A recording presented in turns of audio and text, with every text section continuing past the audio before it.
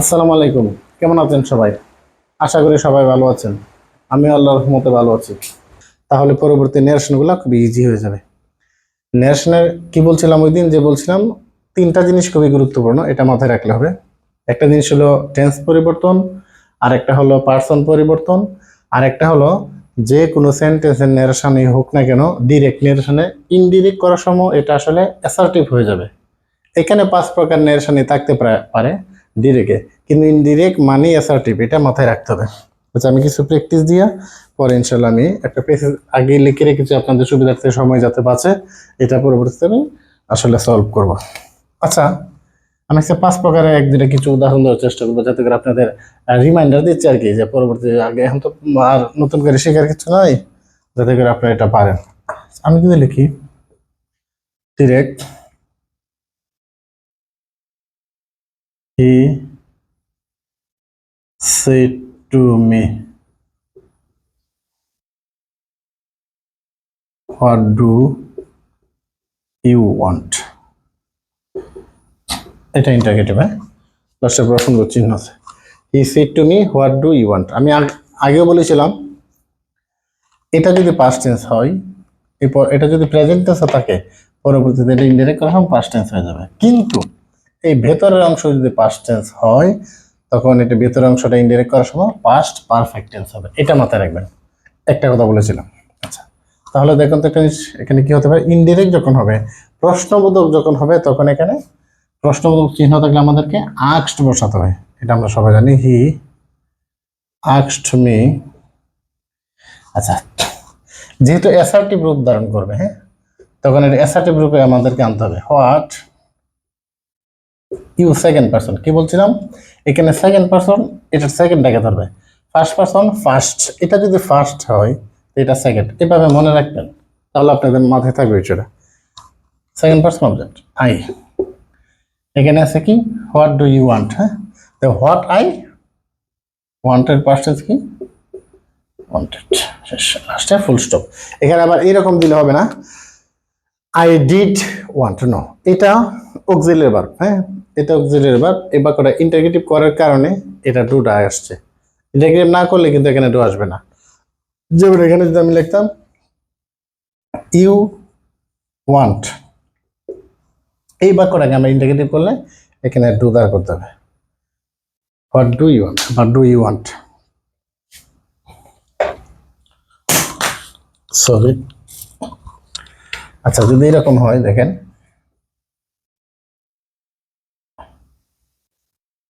he said to me, did you give me your pen? he said to me, সে আমাকে বললো, did you give me your pen, তুমি কি তোমার কলমটা আমাকে দিয়েছিলে? তাহলে কি হতে পারে ইনডাইরেক্ট করার সময়, he asked me। আচ্ছা, ইফ সেকেন্ড পারসন, সেকেন্ড কে ধরবে, সেভেন কি মি, ইফ আই, আচ্ছা, গিভের পাস্ট টেন্স কি, if I gave me, first person, কাকে ধরবে, সাবজেক্টকে, হিম, ইউর পেন মানে second person, my pen, my pen, লাস্টে কি কি বলতেছি, যদি ইচ্ছা হয়, অপটেটিভ সেন্টেন্স হয়, ইচ্ছা বা আশীর্বাদ বোঝালে কি হবে, উইশড। আর আশীর্বাদ যদি বোঝাই আশীর্বাদ, তাহলে কি প্রেড। আচ্ছা, আর কি বলছিলাম, যদি ইম্পারেটিভ হয়, ইম্পারেটিভ হলে কি হবে, যদি আদেশ বোঝাই, ওই দিন এটা বলছিলাম, আদেশ, অর্ডার, আচ্ছা, উপদেশ, অ্যাডভাইস, নিষেধ, ফরবেড বা ফরবিডেন। আর যদি অনুরোধ বোঝায়, রিকোয়েস্টেড। এটা আর যদি বাক্য ইম্পারেটিভ এক্সক্লেমেটরি হয়, তাহলে যদি আনন্দের ব্যাপার বোঝায় তাহলে এটা সহজভাবে দিবেন এক্সক্লেম উইথ সরো দ্যাট, দুঃখের বিষয় বুঝলে, আর আনন্দের এক্সক্লেমেট উইথ জয় দ্যাট, তাহলে হয়ে যাবে। Teacher said to me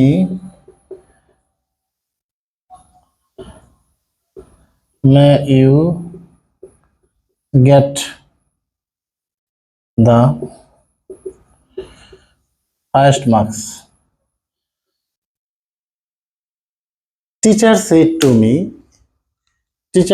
to me may you get the highest marks. আমরা এটা এভাবে লিখতে পারি, teacher wished that wished me that you second person, হ্যাঁ, তারপর ব্যাটকে I মেয়ের পার্সেন্স কি I might get the highest mark.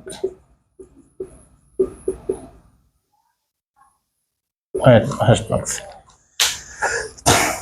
The teacher said to me may you get the highest mark. এটা আসলে আমি যদি ইচ্ছা বা আশীর্বাদ বোঝাই, ইচ্ছা বা আশীর্বাদ, তখন এখানে উইশ ব্যবহার করতে পারি, প্রেটও ব্যবহার করতে পারি। এখানে teacher wished me that I মেয়ের persons might, you second person second কে ধরছে, অবজেক্ট কি আছে মি এর সাবজেক্ট কি আই, এজন্য মেয়ের পার্সেন্স মাইট পরে গেট দ্য হাইয়েস্ট ওয়ান, যা আছে তাই ঠিক।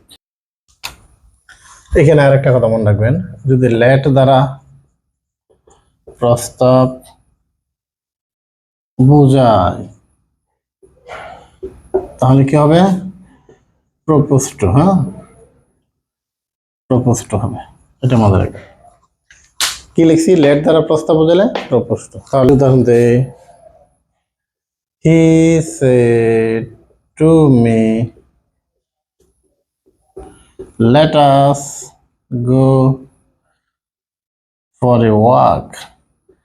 চলো একটু হাঁটতে যাই, চলো একটু বেড়াতে যাই। তার মানে এখানে ইনডাইরেক্ট কি হবে, he proposed to me that as first person subject কে ধরবে আমি সহ, তাহলে কি হবে, আজকের সাবজেক্ট কি উই, একটা শুড বসে, হ্যাঁ, we should go for a walk. তার মানে কি, প্রপোজড হয়ে পরে দেয়, পরে এখানে সাবজেক্ট প্লাস শুড, এই হলো স্ট্রাকচার আর এই হলো উদাহরণ। দেখেন বুঝছেন কিনা।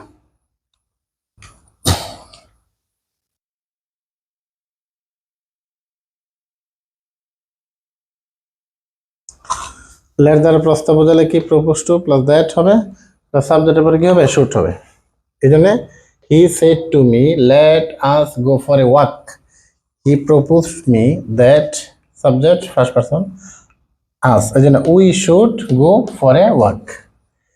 কারণ আমরা জানি এটার ভিতরে যদি ফার্স্ট পারসন হয় সাবজেক্ট অনুযায়ী, সেকেন্ড পারসন অবজেক্ট অনুযায়ী, এটা কিন্তু ফার্স্ট পারসন, হ্যাঁ, এটা সাবজেক্ট প্লুরাল, তো এই জন্য we should go for a walk.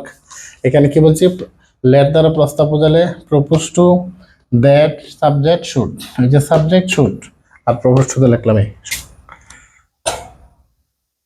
আরেকটা দিলাম, he said to me please give me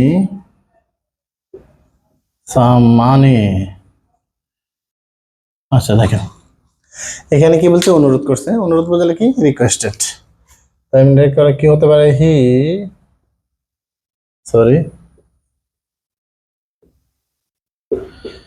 requested me,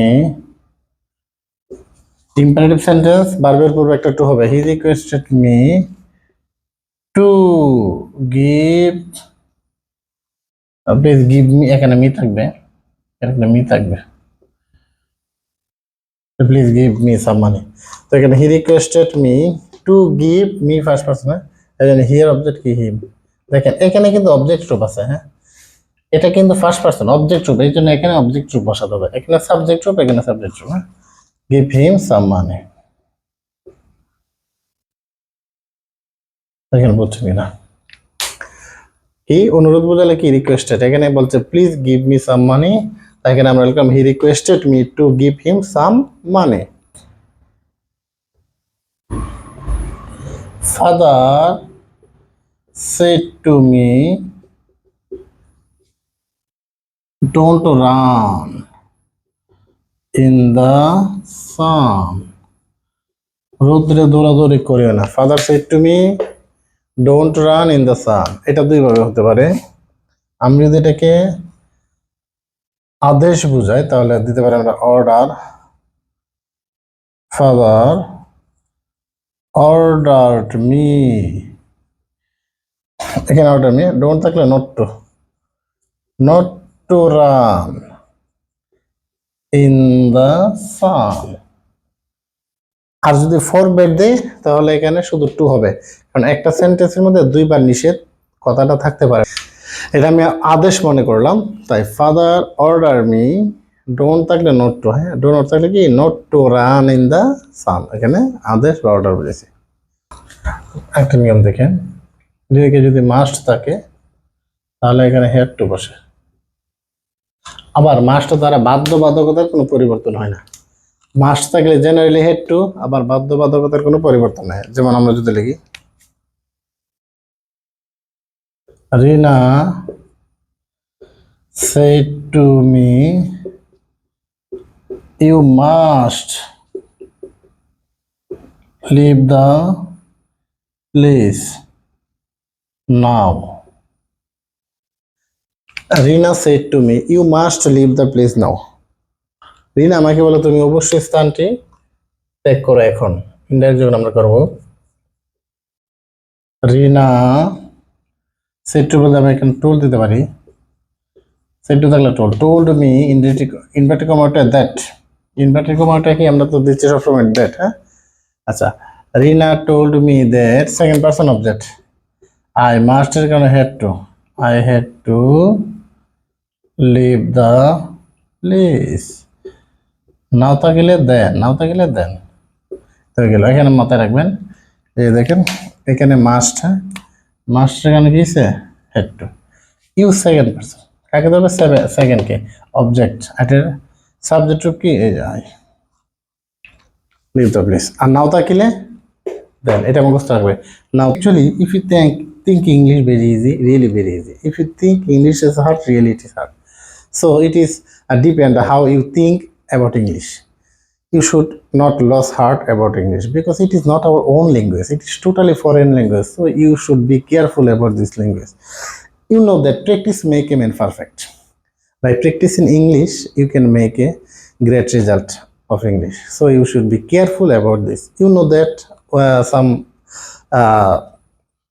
genius man or some great person says that it happened in your life that at first nothing, then something, after that anything, and finally inshallah everything.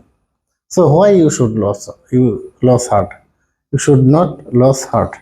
No problem. Suppose you should try one line, read and memorize and understand the word meaning.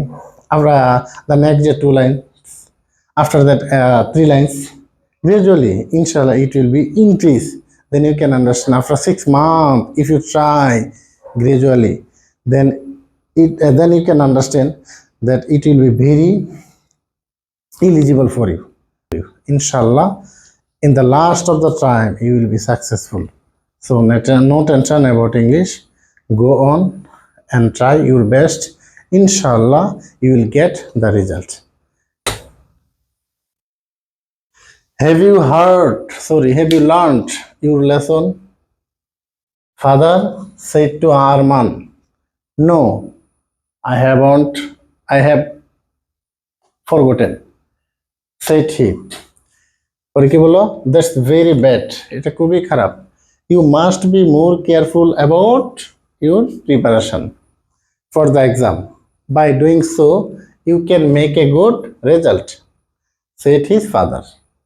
Thank you very much for your timely advice. এটা কে বলছে? এটা নিশ্চয়ই বোঝা গেছে যে আরমান বলছে। তার মানে আমরা এখানে প্রথমে কি লিখতে পারি? Father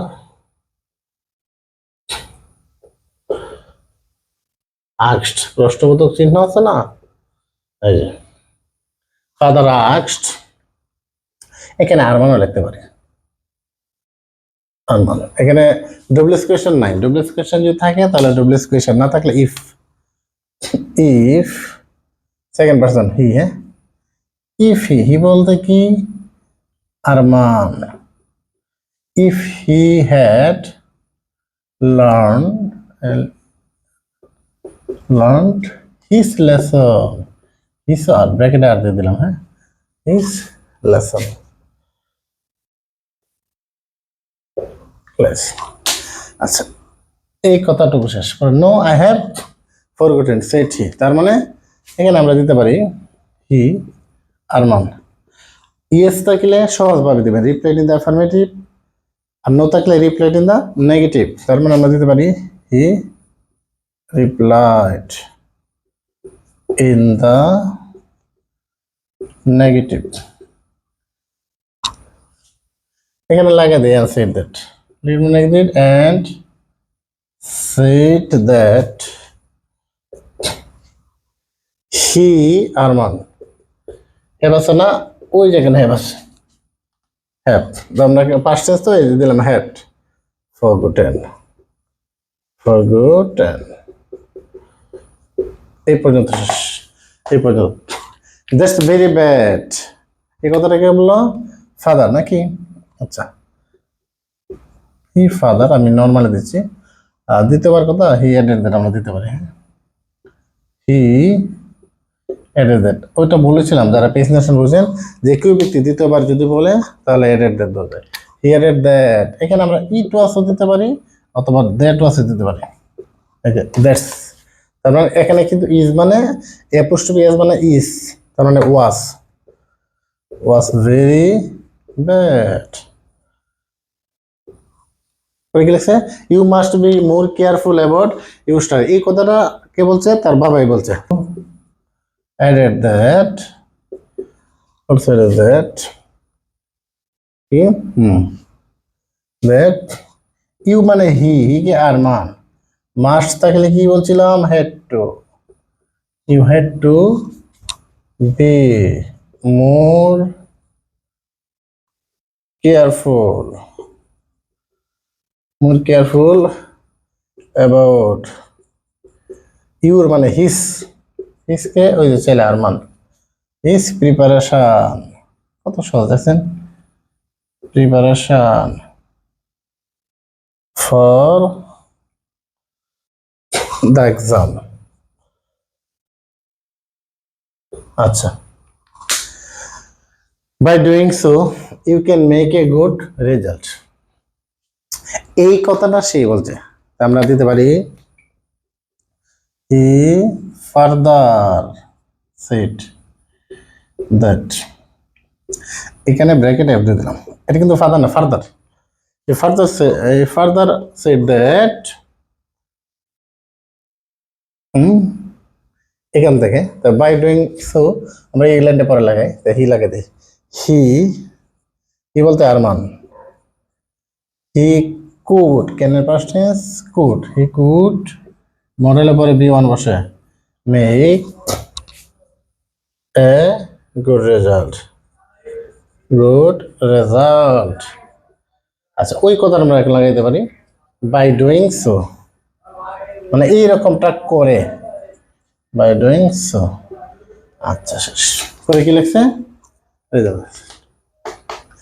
thank you very much for your timely advice. আমরা এখানে দিতে পারি হি, হি বলতে Arman thanked him, thank you থাকলে থ্যাংকড হিম, হিম কাকে দিছে?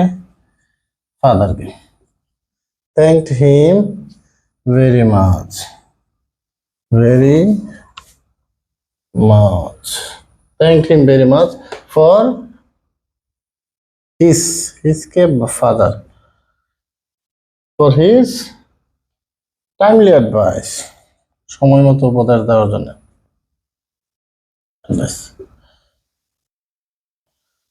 এই তো কি করবেন, টেন্স ধরবেন, পার্সনটা ধরবেন, আর কি পুরো বাক্যটা অ্যাসার্টিভ রূপে রূপান্তরিত হয়ে যাবে। আর কিছু মনে রাখবেন, যেমন এখানে মাস্ট থাকলে হ্যাড টু, একই ব্যক্তি দ্বিতীয়বার অ্যাডেড দ্যাট, তৃতীয়বার অলসো সেড দ্যাট, চতুর্থবার ফার্দার দ্যাট। এই যে আমি সিরিয়ালে দিয়ে দিছি, কঠিন কিছু না, সহজ, একটু মনোযোগ দিলে কিন্তু হয়ে যাবে। দেখেন কত সহজ হয়ে গেছে।